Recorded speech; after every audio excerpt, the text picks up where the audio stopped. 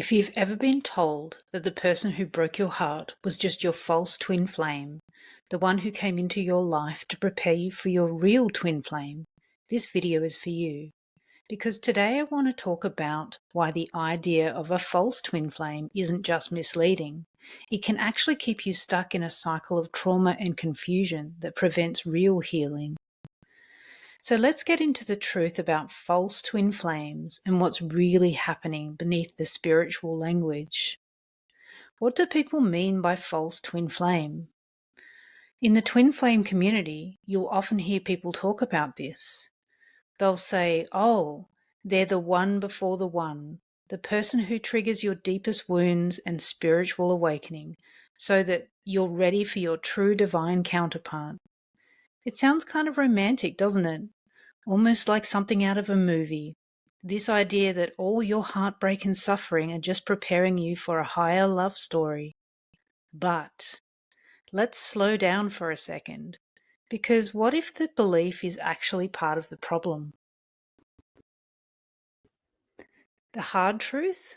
There is no false twin flame. Here's the truth, and it might be hard to hear if you're still holding on to that story. There is no twin flame journey.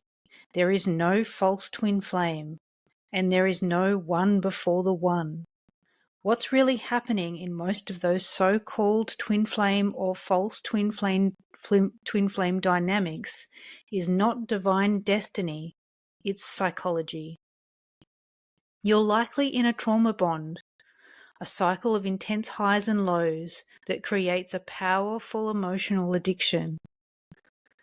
So what's really going on? The trauma bond. Let's have a closer look at this.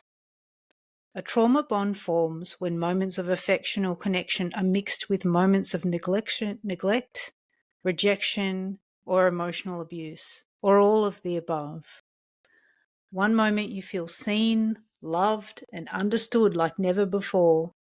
The next, they pull away, they disappear, criticize you, or suddenly seem cold.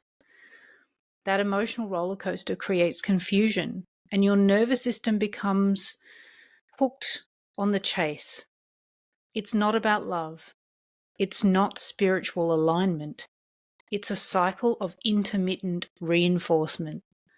It's the same psychological mechanism that makes gambling addictive.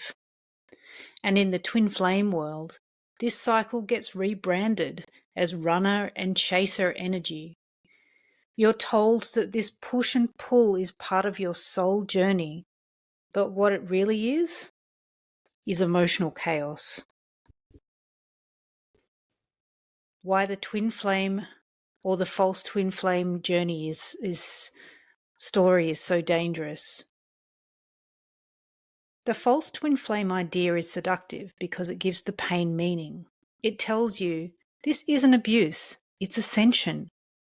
This isn't manipulation, it's shadow work. This isn't abandonment, it's divine timing.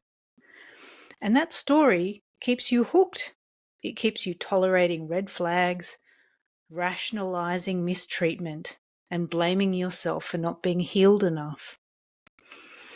You start believing that if you can just become more spiritual, more forgiving, or more patient, then they'll finally evolve and that love will still work out. But the truth is, you're not waiting for your twin flame to awaken. You're waiting for someone who's showing you over and over again that they're not capable of healthy love right now and maybe not ever. So what's the psychology behind the spiritual language? When we strip away all the mystical concepts, mirroring, karmic tests, divine counterparts, what we're left with is human behavior. Many of these relationships are between people with deep unhealed trauma. Sometimes one person may have narcissistic traits or even a personality disorder. These dynamics feel magnetic because they're activating our oldest wounds. Usually these wounds are around attachment, abandonment, or unworthiness. And because it feels so intense, it's easy to mistake that chemistry for destiny. But destiny isn't love, and pain isn't proof of purpose. So the real awakening, here's what I've learned, and here's what I see so often in my practice. The real awakening doesn't come when your twin flame comes back. It comes when you finally stop chasing them, when you stop trying to turn dysfunction into destiny, when you start saying, I don't need to suffer to be spiritual. I don't need to lose myself to prove love. I can heal without being hurt first. That's when the true transformation begins. Healing after fantasy. Healing from these experiences takes time. It's a process of slowly unlearning the story that pain equals love. It means grounding back into reality, noticing what's healthy, what's consistent, what's mutual. For many people, therapy or trauma-informed support is essential. It helps you understand the psychological hooks that keep you stuck, and it helps you to rebuild the self-trust that the relationship completely eroded. And here's something important. Healing doesn't mean you have to abandon your spirituality. That's a lesson that I really found hard to learn. It just means that you need to start using it to empower yourself, not to explain away your suffering. You can still believe in connection, energy, intuition, all of it.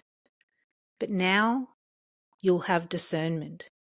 You'll know the difference between intuition and trauma, between spiritual connection and emotional chaos, between love and longing. Coming home to yourself. Here's the real lesson. You don't need a twin flame to complete you, and you never were half a soul waiting for your other half. You've always been whole. You just forgot for a little while. When you stop chasing the illusion and turn that energy inwards, something beautiful happens. You start feeling your own energy coming back to you. You begin to remember who you were before the confusion, before the obsession, before the story told you that you weren't enough on your own. That's the real love story. The one where you finally come home to yourself. If this video resonated with you, know that you're not alone. Many people have gone through the same confusion, believing they were in a divine connection when really they were caught in a trauma bond. If you're in that place right now, be gentle with yourself. You're not broken. You're not unhealed. You are simply doing your best to find meaning in something so painful.